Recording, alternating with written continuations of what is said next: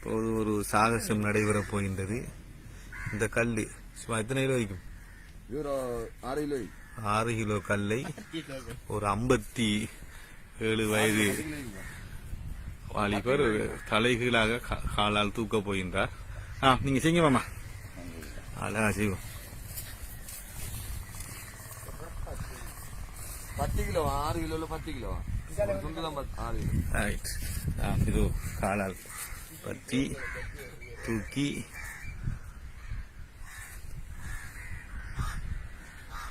பாலமுனையை பிறப்பிடமாக கொண்டவர் காத்தாங்குடி வசிப்பிடமாக இருக்கிற கடற்கரையிலே இந்த சாகசம் நடைபெற்றுக் கொண்டிருக்கின்றது.